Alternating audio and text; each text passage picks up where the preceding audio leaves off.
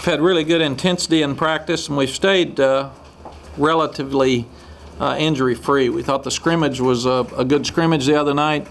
Got a lot of good work, most of it ones against ones. Because we do have a few injuries, a lot of the guys are that were in backup roles are working with first teams and having a chance to show what they can do. So we thought that was good. The scrimmage was long and hard, and we had Big 12 officials there, and now with the 8th official, it is going to change a little bit. So we were able to work with them. We worked our ball boys like they'll work in the ball game with tempo, and we felt like overall that the scrimmage went well. We graded them very hard after the scrimmage like it was the first ball game, and it gave us a lot of information leading into tomorrow's two-a-days as well. It's been about 105 degrees. I think they've had a really good summer. They've come back in good shape and looking forward to the next 2.5 weeks to prepare for the opener. Questions? Coach, you mentioned the 8th official on the field. Obviously, if he's about placing the ball, is the game going to seem quicker to the fan? Is it going to be something you're going to have to manage as a coaching staff? I think, Sean, that after last year, everybody's going to speed up some. Now, when we talk about tempo, there will be times where you go slow. There will be what we call look-backs, and they'll look back to the sideline, and that'll slow it down. There will be some times where you'll check with me and change the play at the line of scrimmage, which will slow it down. But a lot of people are trying to get from the time the whistle blows the ball dead 15 seconds to snap the ball. Not even counting when the 40-second clock starts, just 15 seconds. So your ball boys have to be in tune, and we've had them working in practice. They got to be in great shape. And we do think, as head coaches and in talking to the officials, that it was more difficult last year than ever before to officiate in the Big 12 because the ball was moving so quickly. You can imagine if there's a deep ball thrown, then the ball's thrown in immediately and spotted. If he leaves, then there's a player that comes in his place as a substitute. Well, then the official has to step over the ball so the defense can adjust to the substitution. If he sprints back and gets on the line, then you do not have a right to substitute on defense unless you do it quickly.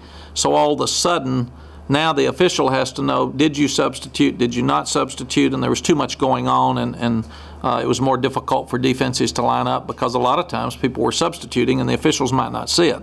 So I think all that will be better this year. They might get flagged for targeting in the scrimmage.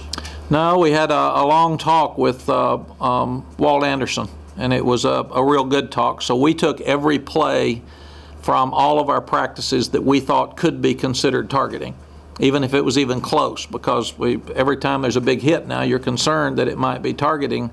And he did not think any of the plays that he saw would be called as targeting, therefore there wouldn't be an ejection. And then we took about 50 plays from last year across college football and asked him to go over each one of them with each one of our coaches. So we felt like we came away with a little better understanding of what they're going to call. Did you show him, was it the Colbert hit Saturday? Yes, and he thought that was fine. Is there more of a fine line, though, than maybe the past years, Mac? Because some of the plays we saw at Media Day that Walt showed us, one Charles Davis goes, that's a textbook tackle, and Walt say, well, not anymore. You know, it's going to be a flag. What we're hearing is that there will be more of an emphasis put on the intentional hit to the head. So if you're trying to tackle him, and it is a textbook tackle, more like Sergio where he hit him here and slid up, they're not as apt to call that as they were maybe last year or the year before, because it's the intentional head-to-head that they think you're trying to take the other player out. And you don't have an appeal away, Walt. No. Playing us in Dallas, if it happens Saturday, you can't appeal and get it overturned Monday for the second half. No, the way I understand it is that he's out the rest of that game, and they put him out for the next week, and there is no appeal, which we as coaches would rather there be an appeal, and we'd rather it wait till Sunday before you. Are you still worried about the rule, or do you think it's inconsistently applied maybe? I've always thought that sportsmanship calls, unsportsmanship calls, and targeting head-to-head calls were called inconsistently because we got human beings calling, and especially when you get out of your league. Are you concerned about the length of games? Because if they go up to the booth and start looking, there's always been a complaint that college football's so much longer than pro football. I am not concerned about the length of games. I'm more concerned about officiating being right. So I like the instant replay. I think we should do more. I think if the official upstairs, he should be your best official, in my estimation. And if he looks down and sees something that changes a game, then he should buzz them and say, let's get it right. I'd rather it be right than time consuming. In your experience, do you get a sense of when there's a major rule change that could have such a big impact, like the one that we're talking about, that it tends to be called aggressively, it's at the beginning until, or maybe cautiously until officials kind of get a feel for how they want to do it? How does that trend? I do think when a new one's put in, there's a lot more attention to it by you folks and by fans and coaches. Therefore, the media's, the officials are more sensitive about it. This one, I think, because it changes the course of the game for that player and the next game by being ejected for one and not playing in the other, I do feel like that because they're changing the life of a kid, that they're going to be more cautious. So I do feel like that they're looking at this very carefully. Can you talk a little bit about the coaching dynamic between Major and Darrell Wyatt and how that's going offensively and what you've noticed with that? Yes, it's very much like what we did with Brian and Major. The offensive staff sits down and they evaluate who they want to be, where we're headed offensively, exactly what we want, and all five of them have input. And then they do the same with the game plan. And then on game day, Major would call the plays. Stacy might have some suggestions in the running game, and Darrell in the passing game, and now Larry Porter, because he's run an up-tempo offense as well. But by and large, you talk during the game between series. Nobody's going to bother Major during the game. He's going to make the calls by himself. It's the conversation is usually between series. Sorry, I meant what's the relationship like? Oh, it's great. Yeah, they're getting along great. That I wouldn't have put the two together unless I had seen that. Darrell's really bright. Major's gotten a lot of the publicity because I've said I think Major's a superstar in this business, and he's really talented. If you go back and look at what Darrell Wyatt's done, he's been a coordinator at Arizona. He's been an NFL coach. Darrell Wyatt's very, very talented and a very, very good football coach, and he's helped us a lot in the passing game. Mack, with Alabama, winning 3 out of 4 and the SEC winning 7 in a row, do you think that's good for the game? I think maybe college coaches are rooting for other leagues. I think some of us would like to win it. But I think it's you got to give Alabama credit. I mean, they've won it, and it is what it is. So if we want to talk about it, somebody else needs to win it, but give them credit for what they've accomplished. Is there something from their model of success that you can look at or try and emulate? Oh, I think they've been able to run the ball and they've been able to stop the run pretty well. And those are things that are very important in this business, and they've recruited well and they've gotten a lot of depth. And I think those are probably the things that have helped them the most. But to line up in the championship game against Georgia last year and run it for 300-something yards is really impressive. You're not going to lose many games when on the bad days you can run the ball like that. And that's where we're trying to get. You're coming into your 16th season here. When you got here, did you ever kind of chart a potential course on what would, how many years you would put here? No, I looked at the history of Texas coaches. No, I really didn't. I've been pleased with our years and what we've done, and excited about a lot more for that reason. I think I am a Texan now. When we moved here, kind of like Coach Royal, we were out-of-staters, and Coach Royal said he came from Oklahoma and became a Texan, and I think we've done the same. We love North Carolina. We grew up in Tennessee, but we've come here, and now we are Texans. Can you talk about some progress on guys like Shipley and Davis? Some of the guys have been bumps and bruises. Yes, we're pleased that 2 of the last 3 days, Jackson and Mike have practiced, and they haven't been full-speed contact yet. They've had a green jersey on, but they're running near full speed, if not full speed, and they did a lot in the practice on Tuesday. And then they did some things yesterday morning, but they were full speed last night. So we're really pleased with the progress they've made, and they don't seem to have a lot of soreness after as much running as they've done for the last 2 days. Quandry's already doing drills, so we think he's on pace, and Josh Turner's a little bit behind them, but we still hope that Josh will be ready for the opening game. Like the goals that you set for yourself for the program following 5 and 7, do you feel like you've done what you set out to do, that you said you were going to do, and how would you evaluate how that rebuilding has gone? Mike, I do. We were at a tough spot at 5 and 7, and when you're there, you have to have some really hard self-evaluations of you and your program and your players, and I did a lot of that myself. I trusted friends to be very critical as well. We put things in place that take some time, and we were ahead defensively 2 years ago. We were ahead offensively last year of where we were in that 5 and 7 season. And we've made progress each year. And now we are back to a point where I feel like we can compete each week and have a chance to win. And people ask, do you have a chance to win all the games? We do. That doesn't mean we're going to. I said in here before, we got to shut up and play, shut up and coach. But we're at least at a point now where every week that we line up, I think, as the head coach, we got a good chance to win. What is there 1 or 2 things that indicate to you that the defense is bad? Yes, I thought the defense, it was really strange. I thought the defense played well in preseason last year, and then seemed to get worse as the season started.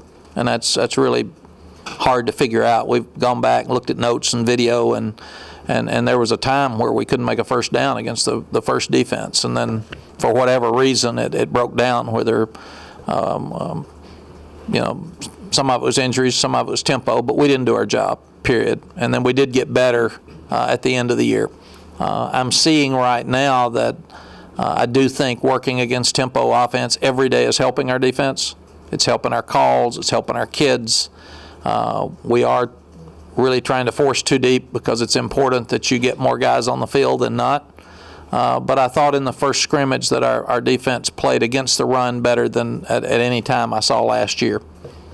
Sometimes when you're playing against yourself every day, you're mad every play. So if your defense stuffs your first offense, you're mad at the running backs and the offensive line. And if your offensive backs and linemen make a big run, you're mad at the defense. So it's hard to sometimes it's hard to really evaluate. But I thought that it was a good fight the other night in the scrimmage. The ones made some plays on offense, but I thought the one defense was better in this scrimmage overall than the one offense. Coach, what have you seen from Jeff Swaim to this point?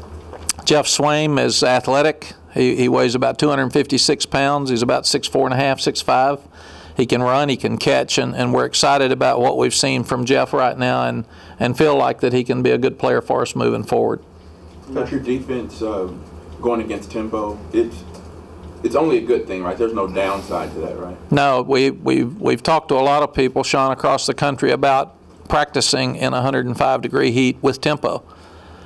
If you stay out there for 2 hours and you run them every play, your receivers and your defensive backs just get dead-legged. So we've talked to enough people. We've put some measures in place to try to make sure that we still get what we need and don't totally exhaust everybody every minute of every day. And we feel like that, I know the defensive coaches and I and the defensive players feel so much more comfortable against the chaos of a tempo offense right now than we did this time last year. Mack, is there one area or two that's come the furthest since last year, like linebackers? Or yes, I think linebackers for sure has come the furthest. And we've got more depth there now since we had to play so many there last year.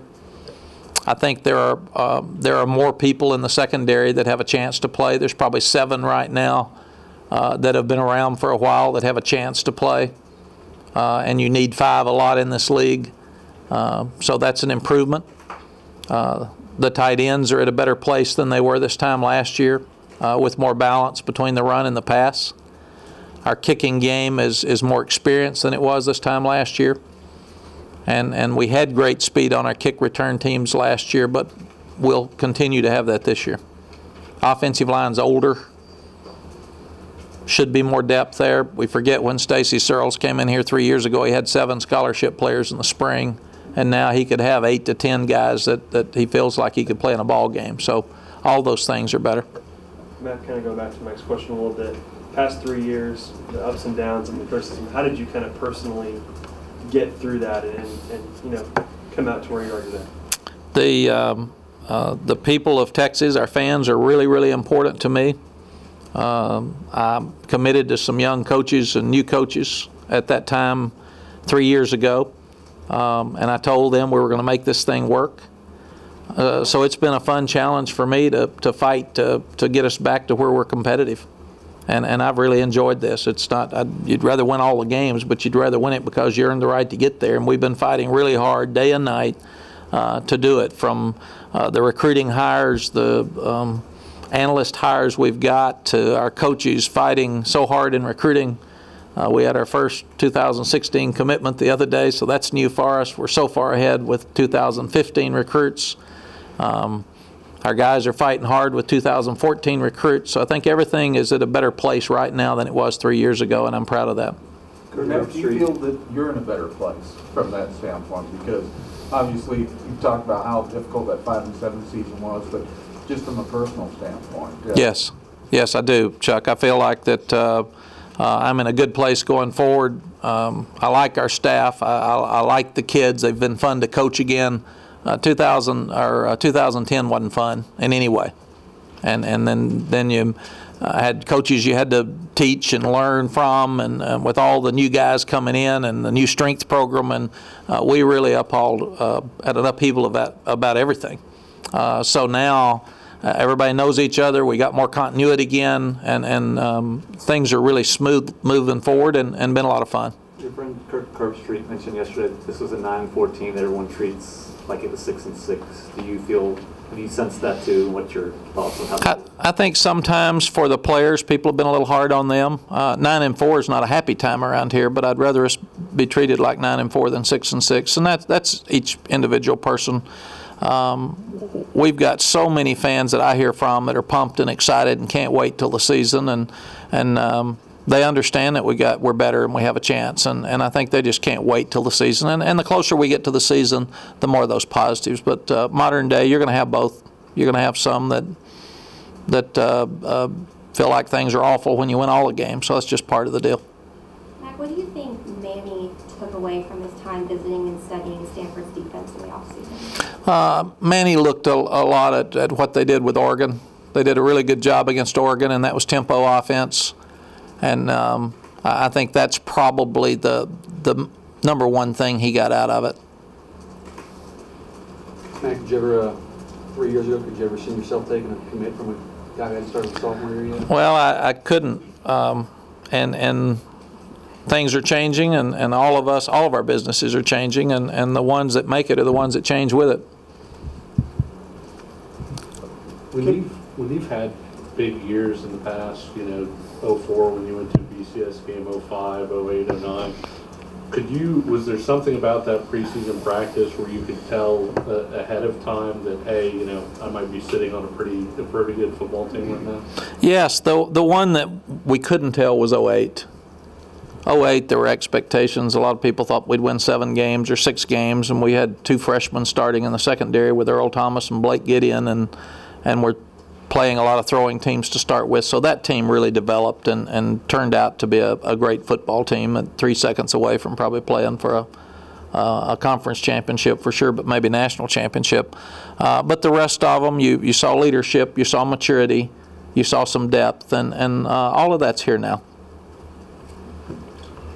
The kicking game, Mack, has that sorted itself out? There was some uncertainty going into it. Yes, right now you've got good competition with Nick Jordan and with Anthony Farah and with Nick Rose. But Nick, right now Anthony Farah would kick today with Nick Jordan, but Anthony would have the first shot at it.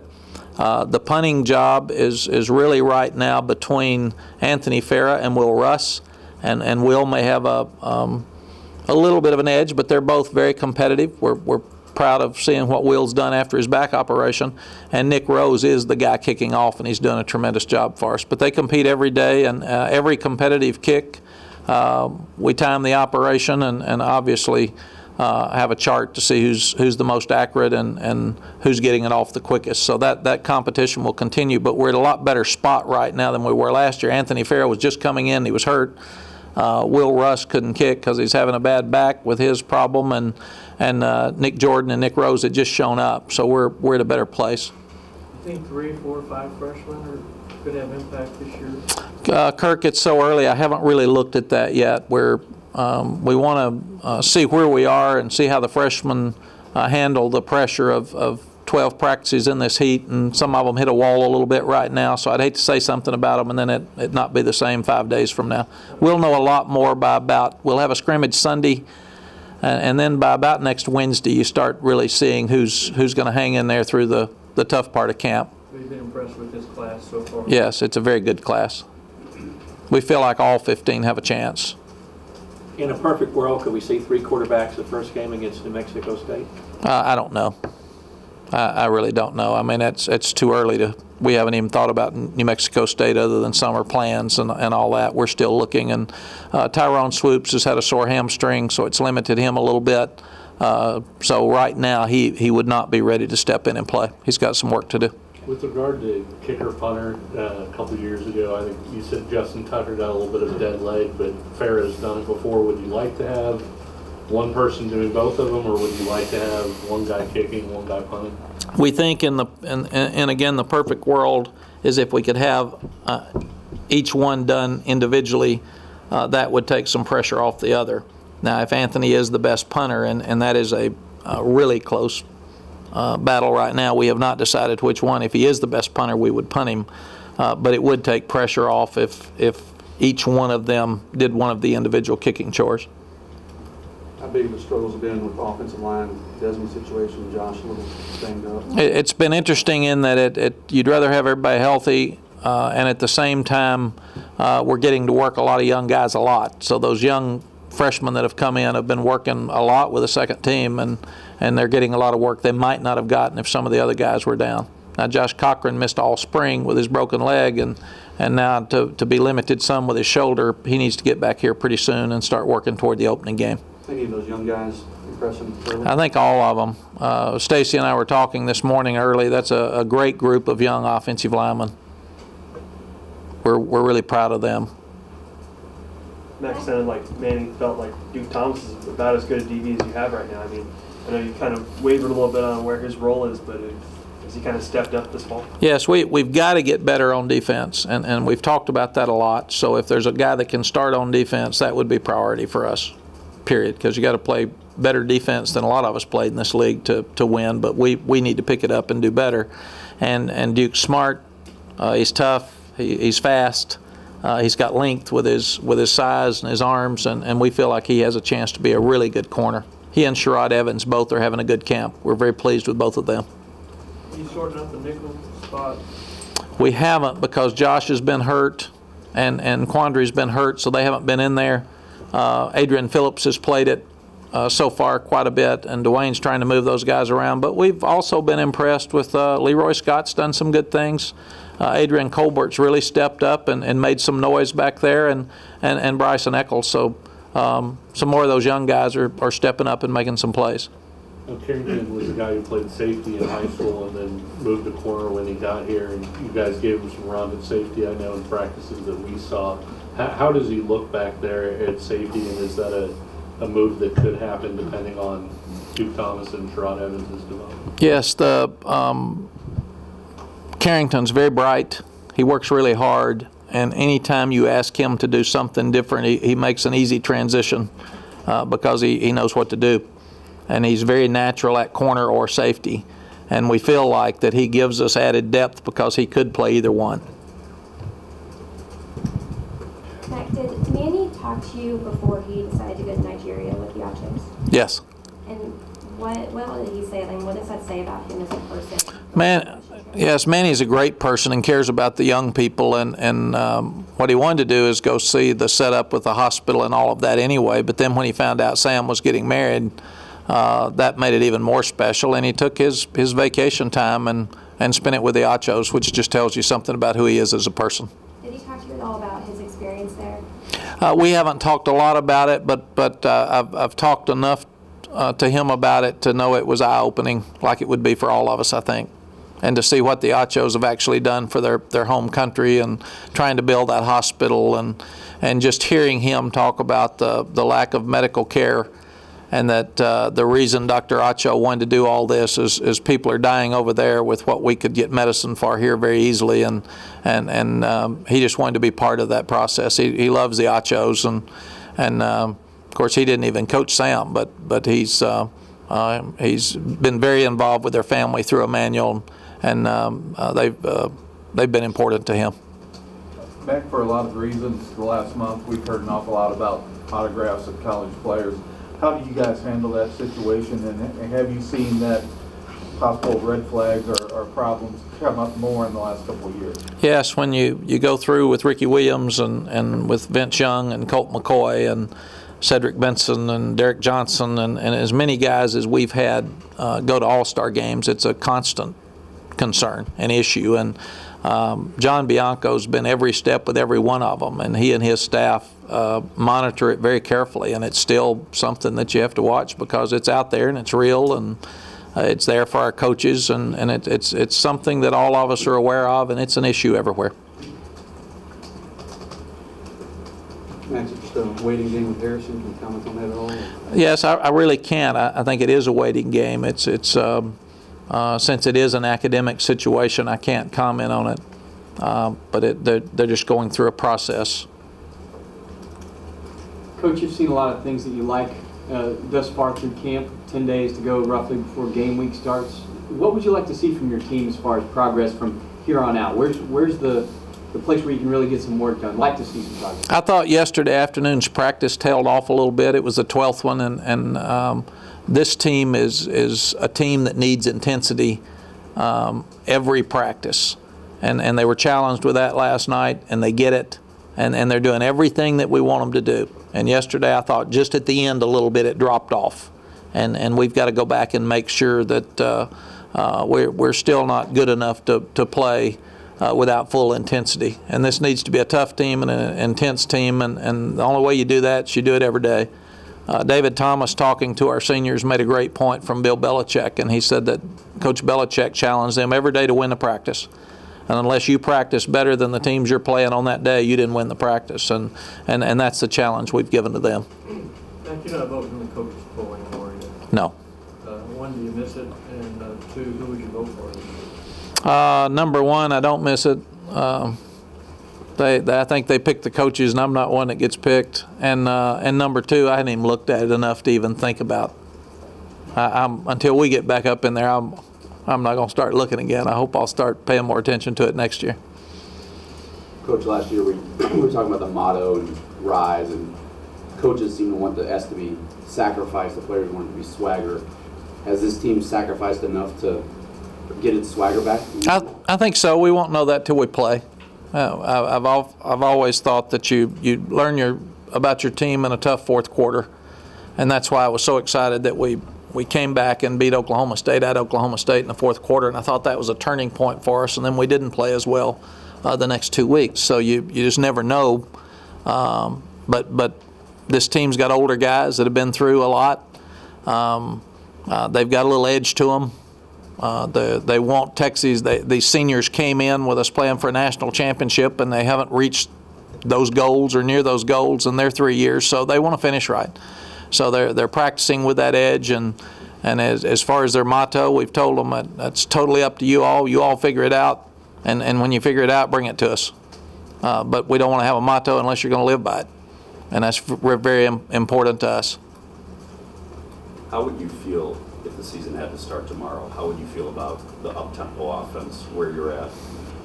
Do you need to make a lot of progress in that area, or is it installed to the point where you like it and they're running it proficiently? Assess that.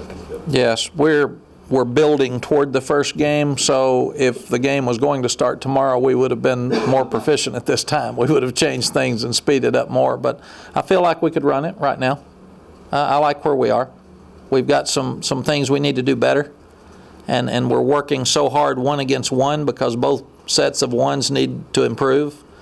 So that's why it'll be good to get Mike and Jackson back and get your whole team together at least 10 days before you start, so you can work together as a unit.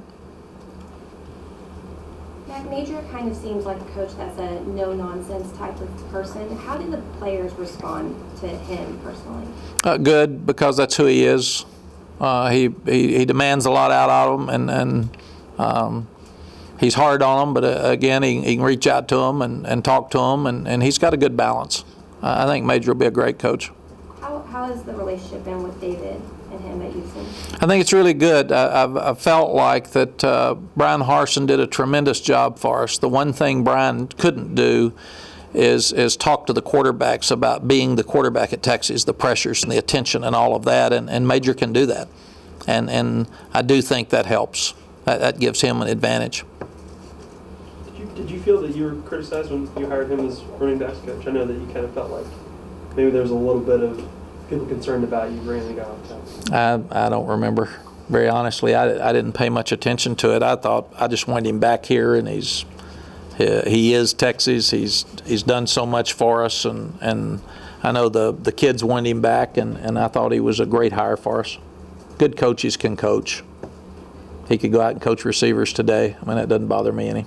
Now, I do think that he's back where he wants to be, and he'll be even better at quarterbacks. And Larry Porter's, he's been a running back, and he's coached running backs his whole life. So I do think we're in a better place with that right now than we were before. But you just look at the great running backs we got. Major recruited them. Matt, can you talk about Jalen Overstreet and his transition to running back? Yes, Jalen's done a really good job for us. He is transitioning by running better behind his pads, up inside. He's still not there yet, but he really has got the speed we knew he had outside. So with the flares and the screens and all those things in space, he can do really well. But he's also had better vision than we anticipated coming from the quarterback's position. So I think he's happy. He's getting a lot of work, and we see some hope for him down the road. Have y'all done any work with the wild formation yet, and where does he fit into that? We've only had it a couple of times, and Jonathan's so good at it. I would still think that Jonathan would have the edge. He's just so tough and sees it. He runs it really well. So he and Jalen will work in it, and we continue to work Jalen with it. But right now, if we played today, Jonathan would still do it. He did it in the scrimmage the other night. What have you seen from Cedric Reed? He was a guy that obviously started the last half of last year, and you seem pretty excited about him heading into the fall. Yes, it probably helped Cedric to play half the games as a starter last year, because it let him understand the pressure of playing great on every play, and we think he should have a great year. Jonathan said to the media last week that his goal is 1,500 yards. You've obviously got 3 good running backs, but he seemed to be the guy who separated himself, at some points last year. Now he's a sophomore. Is that an achievable goal? Can you have one guy that would rack up that many yards, or do you not see one person, because you'd maybe spread it amongst the 3?